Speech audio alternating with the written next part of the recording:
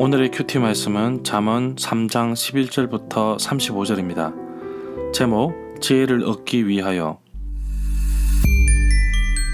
첫 번째, 관찰입니다. 앞뒤 문맥 살펴보기. 잠언 3장에서 아버지는 아들을 부르며 자신의 가르침을 잊지 말고 마음에 소중히 간직하라고 합니다. 그렇게 한다면 오래 살 것이며 성공할 것이라고 합니다. 순종에 대한 결과를 말해주고 있습니다. 가르침을 목에 걸어서라도 지키며 마음판에 새겨서라도 지킬 것을 당부하고 있습니다. 마음을 다하여 여호와를 신뢰하고 절대로 자신의 지혜를 의지하지 말 것을 당부하고 있습니다. 내 삶의 모든 길을 하나님께 인정하면 모든 길이 형통하리라고 하십니다. 그래서 무슨 일을 할 때에도 내 생각보다 하나님 말씀에 더 귀를 기울이고 하나님께서 이끄실 것을 신뢰하는 것이 중요합니다. 왜 아버지는 아들에게 지혜에 대해서 강조하는지 잠언 2장 4절에서도 말하고 있습니다. 은을 찾듯이 숨은 보화를 찾듯이 여호와를 경외하는 법을 깨닫기를 원하고 있습니다. 하나님을 아는 지식을 찾기를 바라고 있는데 잠언 3장에서도 지혜는 은보다 더 소득이 많고 금보다 더 많은 이익을 준다고 합니다. 이렇게 지혜를 얻으면 자신뿐만 아니라 다른 사람에게도 큰 영향력을 미칠 수 있음을 말해주고 있습니다. 그래서 지혜의 길은 즐거운 길이며 평안이라고 말합니다. 그래서 아버지는 아들을 부르면서 지혜에 집중할 것을 당부하고 있습니다. 하나님이 주신 지혜로 다른 사람들과의 관계에서도 좋은 열매를 가져다 주기에 삶에서 지혜를 얻으라고 강조하고 있습니다. 두 번째, 해석입니다. 문단 나누기, 내용 파악, 중심 줄거리. 문단을 나누어 보겠습니다. 11절부터 20절은 값진 지혜, 21절부터 35절은 지혜와 사람들과의 관계, 12절은 아버지와 아들과의 관계를 예를 들면서 아버지가 사랑하는 아들에게 징계하는 것처럼 하나님께서도 징계와 꾸지람을 하시는데 이것이 순종해야 하는 이유에 대해서 말하고 있습니다. 자녀를 위하는 그 시기에 하나님께서 택하신 백성들에게 동일하게 징계를 내리시지만 파멸이 목적이 아닙니다. 궁극적인 징계의 목적은 바로 선과 유익을 위한 사랑이라고 할 수 있습니다. 18절에서 말하는 생명나무는 곧 영생과 참 평안의 원천을 뜻하는 은유적인 표현이라고 봅니다.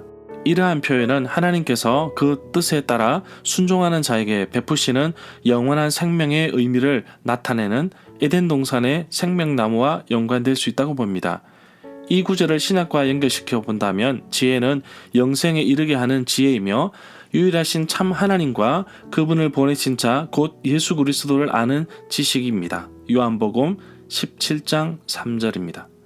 21절부터 26절은 지혜의 가치를 상기시키는 내용이며 지혜의 길을 굳건히 지키라는 권면과 이 권면을 충실히 이행하는 이들에게 주어지는 약속으로 구성되어 있습니다. 이 부분을 지키다는 뜻을 가진 21절의 나차르와 26절의 샤마르는 수미상관으로 이루어져 있습니다.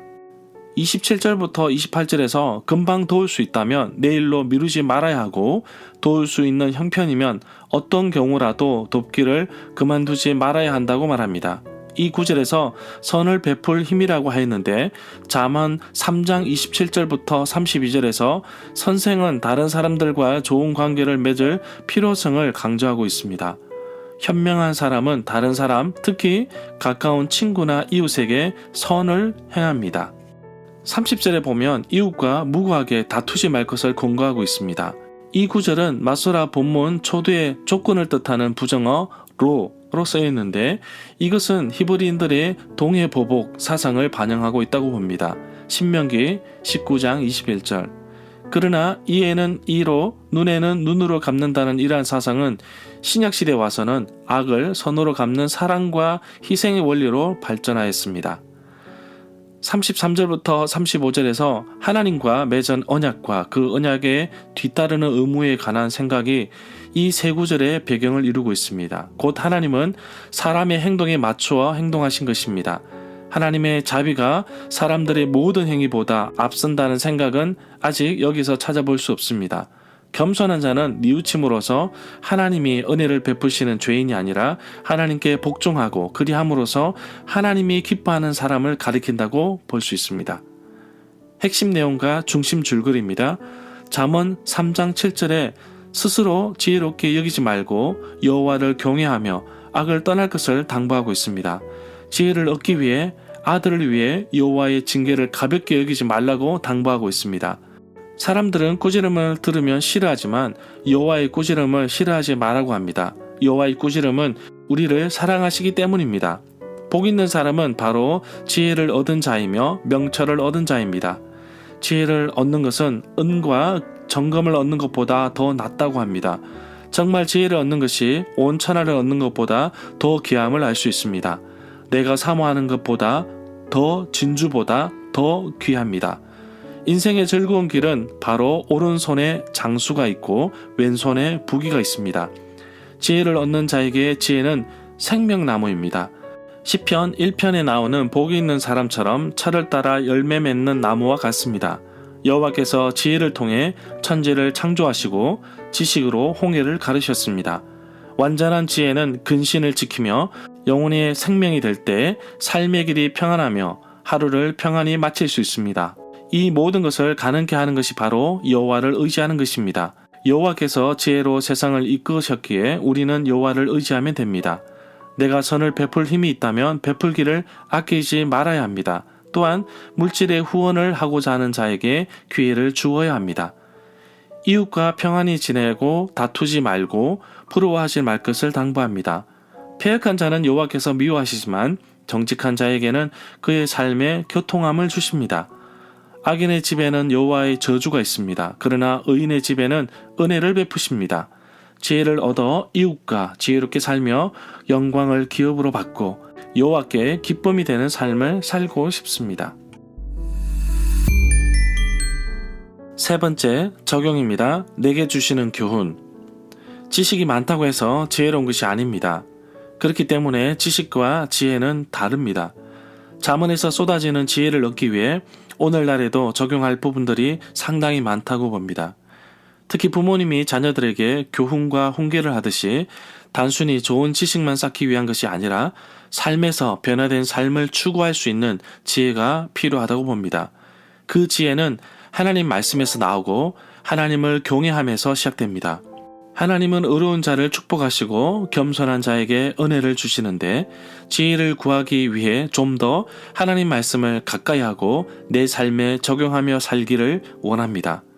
정말 지혜를 생명처럼 여기고 구할 수 있는지, 지혜를 목에 건 목걸이처럼 항상 함께 할 수 있는지 질문해 봅니다.